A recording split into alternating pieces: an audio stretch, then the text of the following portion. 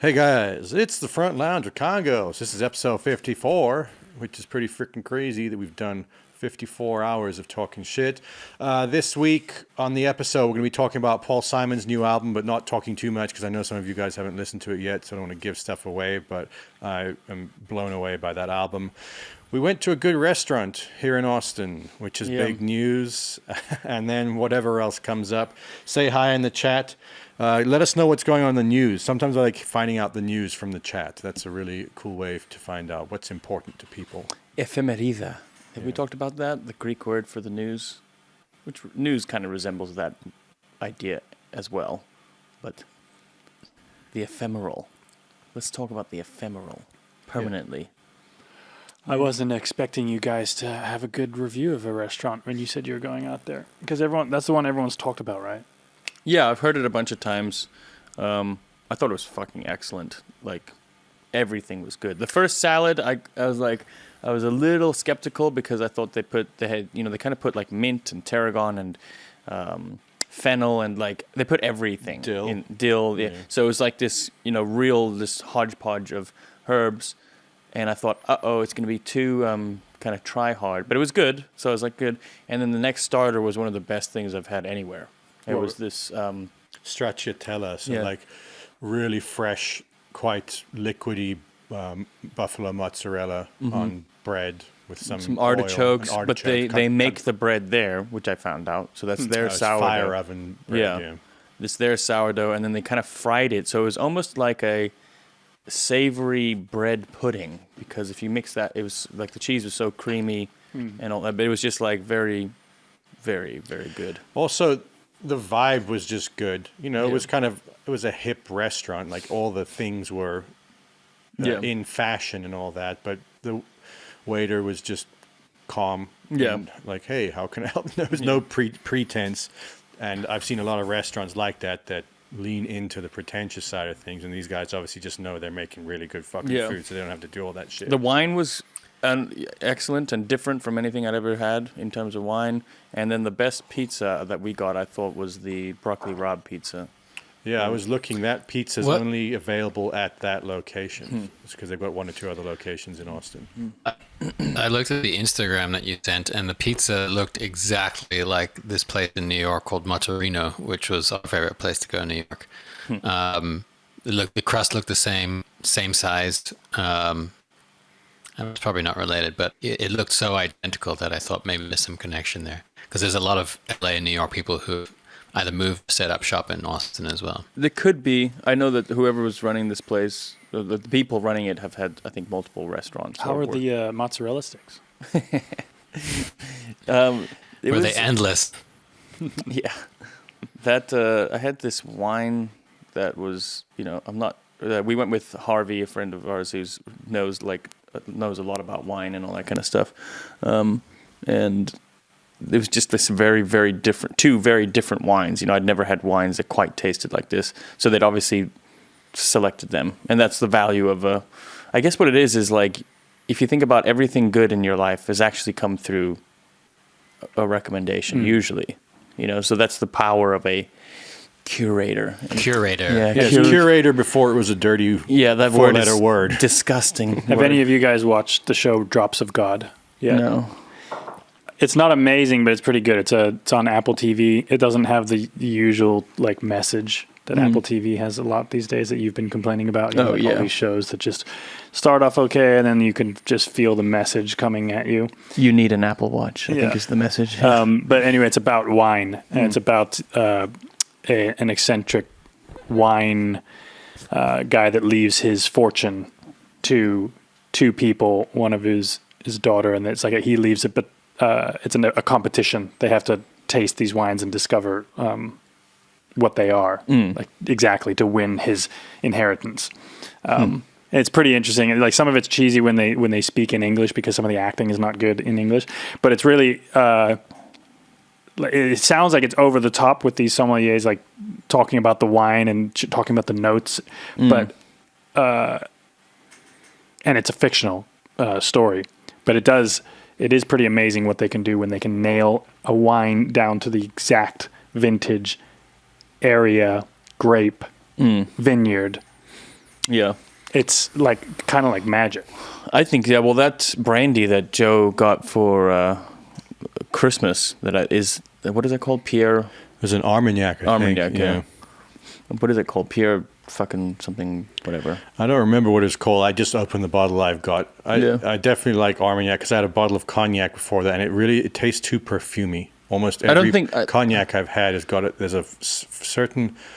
I don't know how to describe it other than perfumey, like aftertaste, particularly if you put water in brandy, which you probably someone out there would say you're not meant to do, but it brings out that, and it was really gross. I haven't noticed a kind of, I have preferred Armagnacs, but I don't know if that's just because you get better ones for cheaper compared to cognac. It could be because cognac's got that name, like champagne's got the name. Like you can get really good Proseccos that are the same thing effectively. Well, let me tell you this, mate, because what I did was I made a lemon butter pappardelle the other day, and I'd never made that kind of sauce. I'd never made just plain like butter sauces for pastas, really. It's very easy. It's just butter and lemon and basil and... I made one of those with some of Dylan's zucchini the other day, and it's astonishingly how badly restaurants can do something that simple. Well, I mean, if you just think about it, butter and pasta is very hard to fuck up. It's just so obviously evolutionarily good. But what I did was have I was like, what's going to make this taste better? And I was like, that Armagnac. And Armagnac, nothing makes food taste better than brandy. You mean drinking it or putting it in the sauce? No, drinking it. Drinking. I mean, I think wine probably has a similar effect. It's a pretty expensive sauce. Armagnac's kind of almost like weed, I think, because it just makes food taste so good. Yeah, I had it the other day as well. I find that there needs to be a little bit of distance between, like if you're trying to sip it and then eat, sometimes it doesn't work, But if you have it a good 5 or 10 minutes before you take your first bite, then it does elevate everything. I have a little trick for the lemon. I don't know if you do this, Dan, but put the lemon in pot first and just reduce it. Then you add everything else. That's done wonders for me on vegetables. Like, cause it almost adds too much water usually. Like, and you want to get. Oh yeah. No, I reduced it and then I just put the pasta in the reduction. And then I made a, what is it called? What's the cheap cheese? It's not Parmesan. Pecorino. I made a pecorino paste. You grate it very fine and then you mix with hot water and it turns into a kind of paste. And then you can just you move that. I haven't eaten it today, so this is fucking annoying. I made a drink the other day that I've never had before that sounds disgusting, but is really good because I was made my wife a Jack and like a bourbon and Coke, and I basically don't like bourbon, but I took mezcal and Coke and lime, and it's fucking awesome. Like I think it's called a Cuba Libre or a Dark and Stormy. Oh, it'd go well with that. Cuba Libre is just tequila, I think, isn't it? I don't know. It's something like Cuba Libre is rum. Yeah, that's what I'm saying. It's like that, but with mezcal. Right. Well, one of those drinks is with Coke. I think it's a Dark and Stormy, like that. I guess that has ginger in it. Someone out there will know on that. But surprising because mezcal and that weird taste you think would not mix well with things. But I guess, dude, that's a testament to Coke. Yeah. Like Coke, even from the can, like I prefer the Mexican or the Coke, any Coke that has actual sugar in it. But fucking hell, what a recipe. Yeah. I mean, it's not breaking news here. You ever had Mexican Coke in Italy, dude? Have you ever squeezed lime on watermelon? Every once in a while, I feel like I discern a new ingredient in Coke that I didn't realize was there. And I think thyme is in Coke. Well, it's a secret recipe. Obviously it's a secret recipe. So why haven't these fucking sommeliers tasted Coke and done the stuff and discovered what that recipe is? They can get notes of nutmeg and this and that, and then tell the because they might get the correct notes, but to know what ratios, amounts. And to know what they use to get that, because often when they talk about like stone fruit taste in wine, it's not because there's stone fruit in the wine. It's just I think it's that there's one of Warren Buffett's eyelashes in every batch, and it's He's not a Pepsi guy. Yeah, No, I mean, there's definitely like this. I think there's cloves is another one. Yeah. There's peppermint. It's Yeah. it is basically some sort of mint. they've nailed it. That is a perfect recipe. I think there's actually a tiny bit of sarsaparilla, and it's got a very small like root beer kind of subconscious root beer thing going on. Yeah. Sometimes The terroir I have, is just Yeah. so distinct. That I mean, we always talk about that clip from Mitchell and Webb, where the Peep Show with David Mitchell and something Webb, and he's on a date, and you can always in the show you can hear their internal thoughts. So they order wine, and you can hear his internal thoughts, and he goes, "Oh, this is actually pretty good for wine. I mean, it's not as good as chocolate milk." Well, I can say that now about meat. You know, I've been vegetarian my whole life basically, and started eating a little bit of meat recently, and just trying different things. And it's exactly like the Mitchell Webb thing. It's not as good as nothing I've eaten. It comes even close to like a good pasta or a good piece of pizza or like a good piece of fruit or good anything. It's But just it's a like little it's just nice. unfair to compare, because what you're talking about is like, you know, minimum like dish. 8 ingredients and a dish, and you're comparing now. You'd have to basically say like, You'd have to do like one ingredient to one ingredient. Like, is the best steak you've ever had as good as the best cheese you've ever had, or the best grilled, I don't know, artichoke or something? Yeah, I mean, I can tell you like a grilled carrot is better with oil, salt, and pepper is better than any meat dish I've ever had.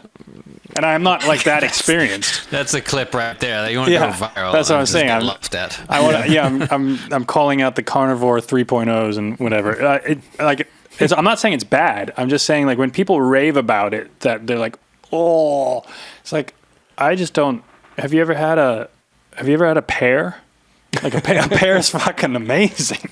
I think. I know they're not. They're apples and oranges or like Yeah. meat and fruit. So but still- supposedly, this is not quite related, but supposedly, you know how bonobos are renowned for their sex life? Yeah. And supposedly that's a consequence of zoo life, because every day in the zoo, they get like bananas and papayas, high value fruits, you know, that they don't actually have access to in the wild. So the sex is not really about sex. It's a way to, you know, leverage food, because they really want the food. So it's because they're such nice food that then they bring in their monetary system, which is sex. And in the wild, this doesn't really happen like that. I'm trying to see the. So you're saying that Well, when yeah. someone asks someone out on a date to go eat food, that they have ulterior motives? I'm saying that No, I know what you're saying. Dylan perceives the high value pears as opposed to meat. No, I understand the attraction to meat. I understand like the potential necessity for it and all the other tastes that like you can't get the satisfaction necessarily that you might get from a piece of meat from maybe anything else. But in terms of just enjoyable taste, I can think of a million different things, even if they're just one ingredient that's cooked in a similar way. Because very few people just eat raw meat or meat that's not been seasoned in any way. They still cook it in butter or oil, salt, pepper, garlic, whatever it is. And it just doesn't compare to like a That's- very good. Yeah. We're soft. That's what Henry Miller talks about, the pioneers of America, the kind of men who could live on meat without salt. I mean, anyone can do that. We're talking about sipping Armagnac while you Yeah. eat a pappardelle lemon Yeah. pasta. We're talking about taste here, not whether we can live on it. I or like not. it. I like it. I think you can't unpack the sort of history of your diet though, Bill, from your proclivities.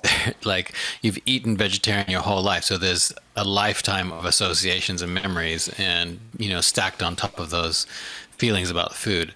So I think you'd have to give it some real time before you could actually do that fairly. Yeah, but okay. Well, then Danny's eating meat for a few years. Is there anything better than like Pizza? that like Nona's eggplant? Is there any meat dish that's better than that? It's different burn rates. So what it is that the eggplant is very good. You reach your limit on things that are really stimulating. And also there's definitely a huge psychological part, which is that when you eat hedonistically, your mind is not involved. And that takes if you started like eating even for meat eaters, if they started eating some unusual animal that they hadn't eaten before, it would interfere with their ability to forget what they're doing. So you're partially eating with your mind every time you eat meat, and that's a huge weight on the experience. Yeah, Like that's not. It's very hard to it's discount. difficult. Yeah, it's difficult to kind of separate from that. But I would say that recently I've been trying to eat it more, not unconsciously, but without thinking about it too much, and in all sorts of different ways. And there's this comment here. What is it? In my opinion, the bad thing with meat is that it tastes nothing. You need to add stuff, seasoning to make it look good. Maybe I'm wrong, but I'm mostly vegan because of that. That's basically right. And I think that's actually the good thing about meat. Like when I've gotten some of the meat from this guy at the farmer's market, Lee at Southwest Farms, shout out to him in San Antonio. It basically tastes like nothing in a good way. It's really just clean, healthy tasting. There's some of the other stuff I've had that actually tastes bad. I think people's taste buds have been programmed and they're not tasting just how fucking bad it is. The thing you'd have to do, it's like when if you go on a fast for a couple of days and then you come back and like you actually start to, I think, have a better answer from your body as to what you feel like. Like you guys have all done that. You start to really know what it is you feel like as opposed to what you've kind of trained your gut to feel like because you're bombarding it with sugar or alcohol or something that's manipulating it. So you'd have to do that. But then also partially what Jesse's saying in a psychological sense, you'd have to somehow give your mind a break from the ideas of what you like with food. Because similar thing with me, because I've eaten even less meat than you, just like very sporadically tried here and there.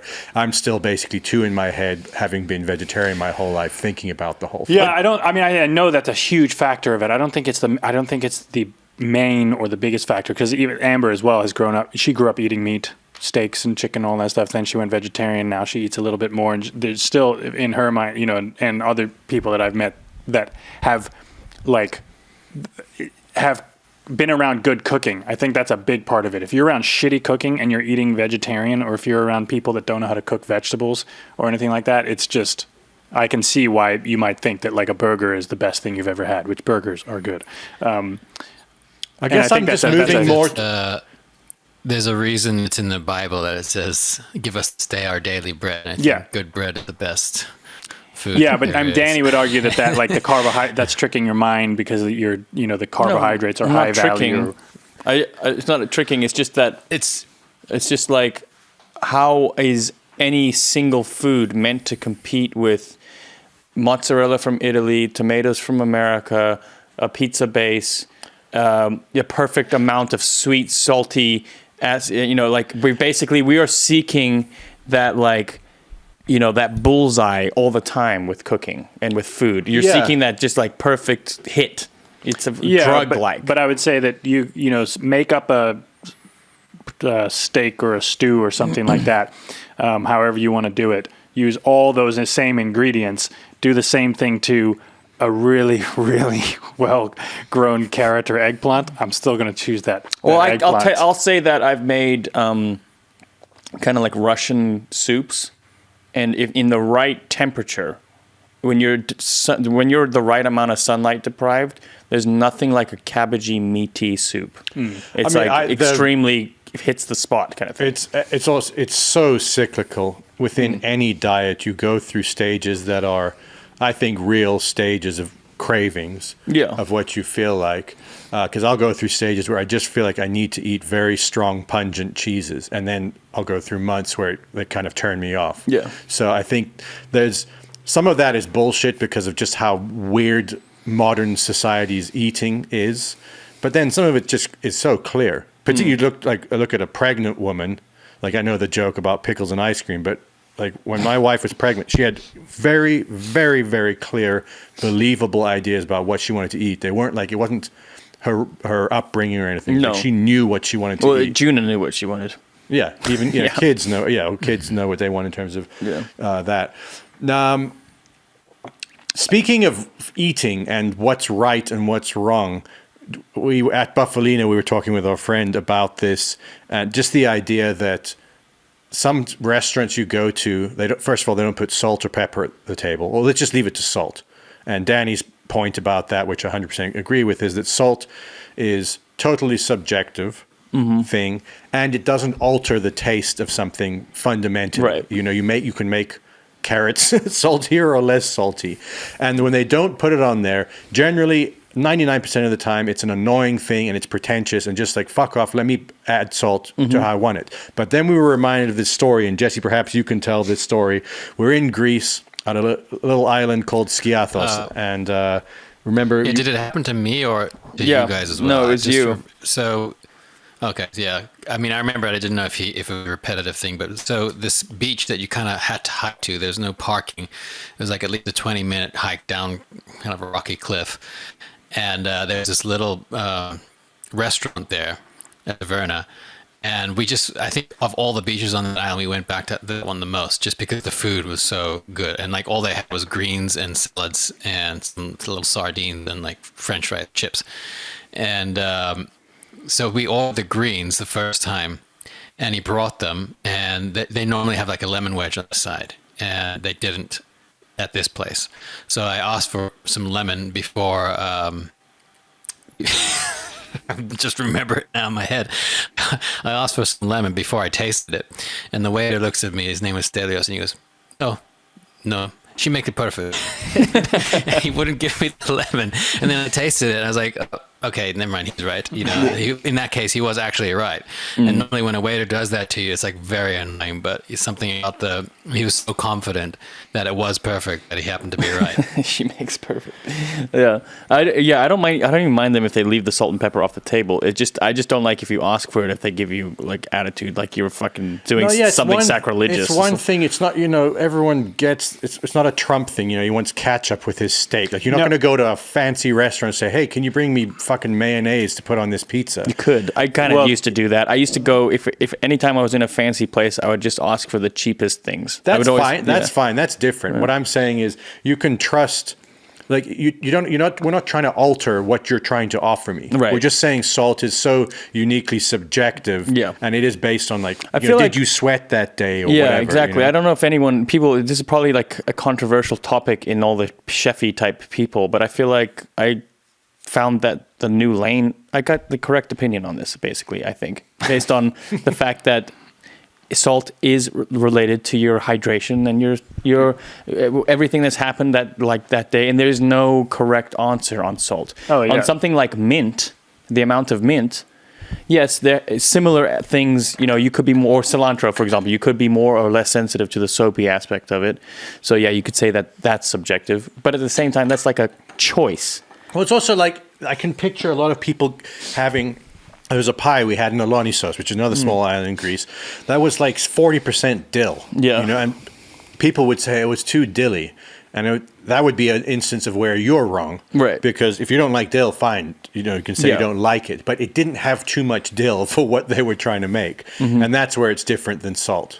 Because you could do that salt same is pie. A volume knob. That's what it is. So if you could say like, "Oh, I don't like Howard Stern. He says bad words." And you'd be like, well, just change the fucking channel. But if someone said you have to listen to Howard Stern and you can't change the volume, that would be unreasonable. Right. Yeah. That's a good analogy. Salt is a volume knob. Yeah. That's the takeaway from this episode. But it's also, you need to take into account everybody's body chemistry and your salt balances. So everyone needs a different amount of salt at different times. So it is subjective. There might be a range that a chef can prepare that it's going to hit the most amount of people, know, and leave a little headroom on your mix for more salt. It's like, I just wanted to get back to pears. Can you guys hear me all right? Because my internet got a little fucked. The most pretentious fruit. I think it's back better now, yeah. Okay. So, yeah.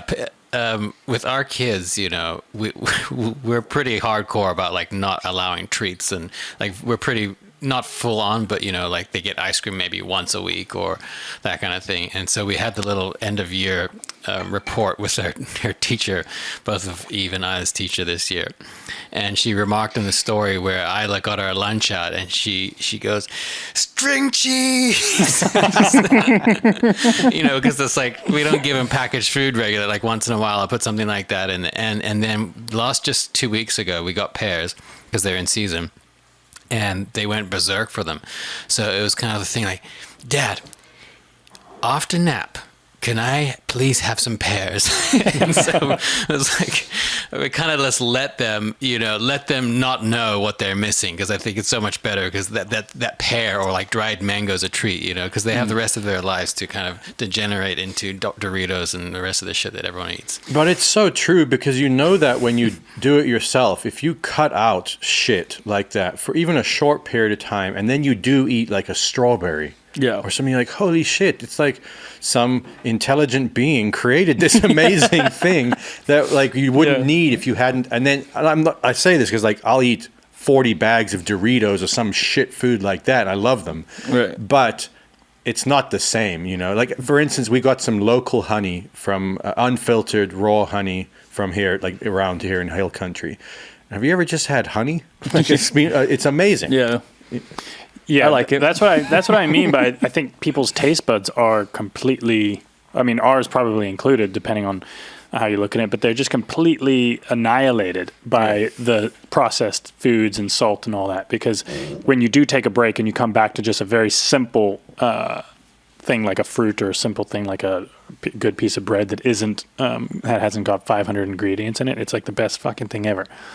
Man, we planted 15 pear trees, 15 or 20 apple pear trees.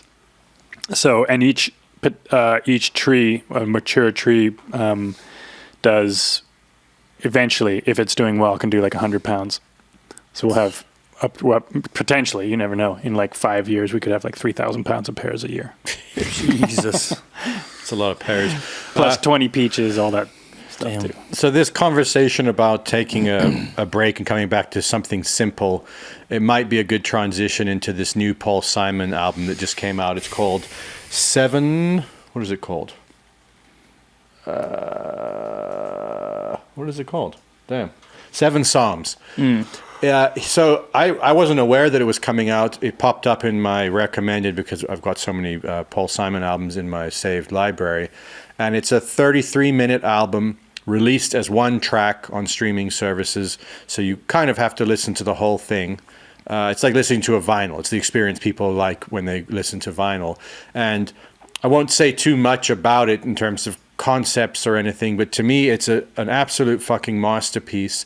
And I've watched a bit of behind the scenes footage on the making of it. There's a trailer because I believe there's a film coming that's associated, and I think he's coming up on 80, if not already 80, and it's one of the most inspiring things I've ever heard, musically, lyrically, but also just the idea that he's 80 something or other, and he's making some of the best shit he's ever made. He continues to strive for the pinnacle of what he can do artistically, and that was like eating a good tomato after years and years of the shit that they've been putting in our mouths calling music. It's like I'm sick and tired basically of pretending like, oh, this that there aren't good and bad things. This look great, you put out another album, alternative rock band X or whatever. It's you should express but you can actually do it without shitting on something, which is basically like, no, that's what I took away from this. Is it was also for me to strive harder and higher, to not let us fall into the trap of just thinking like, oh, we got to get 40 songs out this year because that's what Spotify is doing, and we got to make sure we get to the chorus in 13 seconds. Like it's like you can focus on pure art and have people connect to it. Like this can be at least. And for us, like maybe we're walking a line because we're still trying to build a career. Like he can do what he wants now.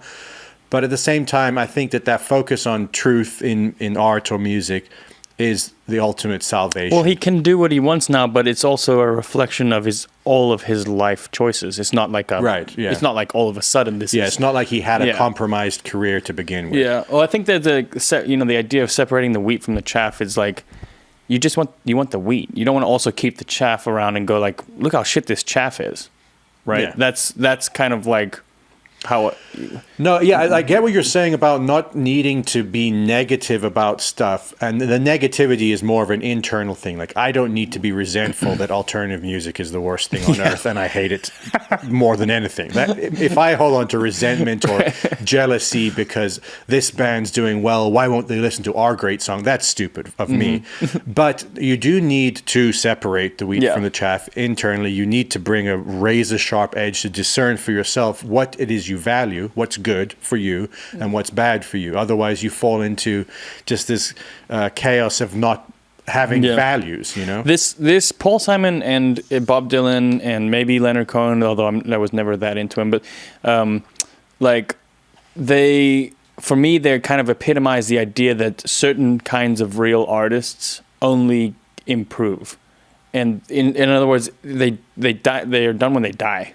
That's it. I think that is the definition. I'd be willing to kind of say it a little more hardly. That is that if you're not improving as an artist as you get older, then you had energy perhaps that was able to get something. Like, I think there's a lot of rock bands that fall into that category where the first 2 albums was just, there was so much youthful energy that just okay, but what sparked. about like someone like Stevie Wonder, where in my mind he's got worse, but at the same time that doesn't undo anything. No, it doesn't undo the art itself, but there's something about someone that improves that is a real sign of something special. Yeah. Because you look at, like, Bach is a perfect example. He began his career writing for the church, like doing his day job, like churning out stuff for the churches and that. And by the end of his career, he's writing, like pyramids of music, like the absolute, what's the word for it? Like tour de force sort of thing. Tour de France, I think. So, yeah, I don't know. It's just inspiring, this thing to aim for. I sent it to Dad because, like, all his best stuff is unreleased.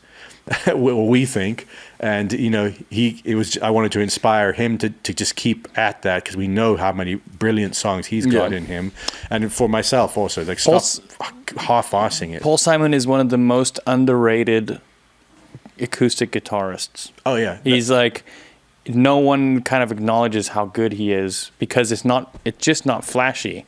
But it's deceptively difficult, everything he does. And you'll hear on this album, just sonically, it's entirely exposed. Yeah. Like there's nothing he's hiding behind in terms of production, and it's impeccable.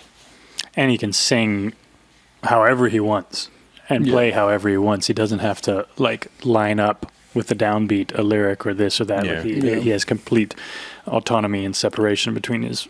In some of the behind the scenes footage they were showing for the promo for this album, he's also you can see very much involved in every aspect of it. He's not one of those guys that's like, here's my song with a thing, hey producer, add strings, add this. Like, he's there writing the string parts, telling the violin player, like, I know I want it like this, or playing the instruments. Did you watch that Rick Beato thing where he responds to that Atlantic or Rolling Stone fucking whatever journalist that's like criticizing Paul Simon? No, I haven't heard about this. It's just pretty brilliant, because he basically makes a whole article shitting on this journalist, which is just awesome, because the guy's just writing clickbait bullshit for no reason. And Paul, for some reason, I think what it is Paul Simon's he's got a bit of like the same stink that Vampire Weekend has, which is like they named an album Oxford Comma, it's kind of pretentious bullshit. So Paul Simon's linked to like, bourgeois bourgeois people like Paul Simon. That's not Paul Simon's fault. That's just, like, and bourgeois people are allowed to have the occasional right opinion. Like it's like he's a fucking genius, and you suck if you don't understand that. You're missing out if you don't understand that, I think. Yeah. I think but I just going to let you know that I muted you for like 10 minutes because I didn't want to hear you say anything more about Paul Simon. I am sensitive to preconceptions. When something is a masterpiece, like, I almost want to like forget that I heard that so that I can hear it for myself, But anyway, I do think there's a bit of a Wes Anderson complex with Paul Simon, which is that, because of The Graduate and because of the style that sort of got built around that sound and that song, and that whole, soundtrack, it became a fashion thing almost. And a fashion thing in art and fashion in film. And that's where it doesn't take anything away from the actual true essence of Paul Simon. but the fashion people attach to it. And so if that's all you associate with it, you might see it as some style or fashion thing as opposed to the sort of true underlying. It's also work. a necessary obstacle for any real artist, which is to gather a audience that they don't identify with, or to gather a kind of to create an impression that they didn't intend, and then only through future production establish that they're real. That's why we are serious artists, because we gathered the WWE come with crowd. me now, Sync. Yeah. Yeah, I was going to say, on a micro scale, you have to move beyond when your sound, if you create a unique sound that initially creates a spark and attracts people to it, you have to move beyond the parody of that sound for you to evolve and to grow further from that, because there's a lot of bands and artists that have a breakout first sound or thing that they create, then they just go, I'll just keep doing that. And that's what I think kills an artist, is when they just find something that works and then stick with it. Yeah. And all the greats have never done that. The Miles Davises of the world, Yeah. Yeah. That's my positive. I feel like I really do need to talk shit about something. If we can't just talk positively about I want to get back to something. the chat here real quick. Stu Chalmers says grilled carrot with an emoji ? WTF. If you're still watching, I want to know what it is you're saying WTF to. Well, he said, first of all, his first message said, how's it, boys? So he's South African. So he's from There's a good chance he was Boerewors. born with Boerewors, like holding the Boerewors. Yeah. If he's still watching, I just want to know that, because if you've never had a grilled carrot in the right way, you're fucking missing out. Yeah. Yeah.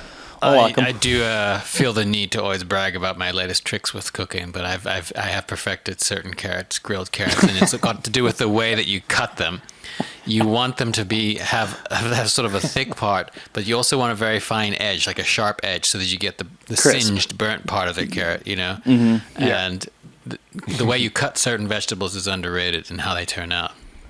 What do they Aside call? from the What do they call seasoning. that? The Maillard effect or something like that, right? It's the caramelization. It's been, and you get all those. There's something even. I don't know, but when you say something like that, like I saw some meme on a meme account the other day, and I screenshotted it. It was a scientist, a Washington Post scientist, figured out what makes Indian food so delicious. Like, when I see a headline like that, I'm like, seriously. Wait, sorry, that was a meme or that was an actual article?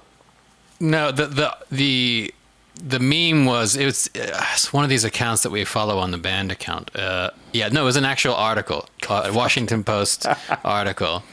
And then the comment that was part of the meme was why people did all that research just to find out they use seasoning. Yeah. But Did you read that either Washington there's Post so many article different takes.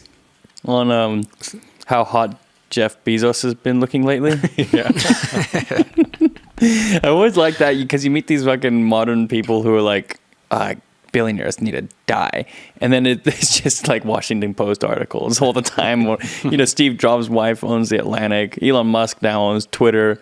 It's just all. It is funny seeing Elon Musk talking shit about, like, he's all over, like, how bad the Washington Post and the It's Bezos just stuff is. And billionaires it's like, playing their own game that Yeah. has nothing to do with the rest of society, and it's good for them to go play that. Fine. You know what it's like? It's like when a podcaster sees another podcaster get a new microphone, and they're like, fuck, I need a new microphone. So Yeah. all the billionaires, they need their own platform to sort of speak, to put their own message out, basically. Right. I mean, it's like the oldest trick with, what's the name, Hearst and the newspapers. Oh, that yeah, he William owned. Randolph. Like, it's like you're not a real billionaire unless you own a media outlet, Mm-hmm.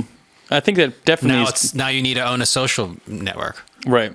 That definitely makes sense because it's there's not some item that is going to motivate them. It's like okay, he's got the biggest yacht, but they don't really care. If you don't care about yachts, who cares? But they all care about power, and they all care about influence, and they all care that there's probably a deep-seated inadequacy that what they're saying is invalid, or what they're doing is invalid. And, that could maybe be what's always driving people. They It's all just like use- validity. Everyone just wants that next level of validity. They've all got different avenues for that too, because Amber's cousin is the Olympic horse rider, and in that world, like the show jumping, it's all billionaires, like Bill Gates, all the biggest billionaires in the world. They all own horses, and sponsor riders, and the prize money for a billionaire is absolutely like negligible. Yeah. It's so much money to maintain horses and maintain the trainers. So they're obviously not in it for the money. Some of them may earn millions at the end of the year or whatever, but for a billionaire, it's just about the prestige of having a horse and a rider. And it's such a weird thing. It's like they don't even ride the horses. They just own them. I think Is it's that what he also put it's an on his yacht there? It's an investment at a certain point. The horses, if you get a winning, I would want to see I got to see the financials on that because it doesn't make. I think it's one of those things where it doesn't make sense for 90% of the people that do it because the cost of maintaining a horse is terrible. But from what I understand, if you get a winning stallion that wins like the Kentucky Derby and then you put them out to stud, you're talking about millions If you find of dollars. if you find a stud, I don't know if it's like a social club for them. That's what I was going to say. It's like you get a membership to an elite, you rub shoulders with the people you need to rub shoulders with. Yeah, I mean, you're talking about these guys that have 10, 20, 30 billion dollars. They're in just the money on their interest is, in the tens of millions a year. So speaking of which, I can't share my You can play a screen. billionaire and play a good shuffle. Do you think do you know what I mean? Yeah. Like I mean, it's a question. There probably could be an exception, but I think fundamentally, there's no way that those two paths kind of converge. Well, I think I want to come back to Jeff I hope they do. Bezos' yacht. For my own sake, I hope they do. I think there's something psychologically about the type of mentality that wants to constantly seek and acquire more that is incompatible with the ability to say I'm happy sitting inside a shuffle. Like I think it's a shuffle is a rhythm, by the way. It's they're fundamentally opposed. Back to Bezos' new yacht. So it's a $500 million yacht, and I can't pull it up on the screen now. But everyone, do yourself a favor and go Google his yacht because on the front of the yacht is like how they usually have not a mermaid, but like a maiden. What is it called? Yeah, like a statue of a woman, a seafaring woman. His is his new girlfriend, I believe. Are you serious? Which to me is amazing because it just shows that what's he worth? 100-something billion? You cannot buy class. Yeah. It's impossible to buy class because it's one of the just corniest things I've ever seen. Yeah. Something about it. It's like, also, they're going to break up. He's going to have to change it. Yeah. He's going to lose off of it. All right. I don't think we got much more else to talk about this week. We do have a new song coming out this week called Let's Run Away. Oh, yeah. Shout out to Say My Name Friend on our Discord for basically calling every song we're about to put out just based on the previous streams we've done and what we've been working on. They've kept good track of it and are so far on track in terms of what's coming up next. So Let's Run Away will be out this Friday. In fact, we need to do this, Jesse, a behind the song on the Surfing USA so people can see how that was built. And we'll do the same thing for Let's Run Away. Yeah, Danny, can you print the stems? Because I think you have the most recent project of that. Of what? Of surfing. Oh, yeah. Yeah. All right, guys, we will see you next week.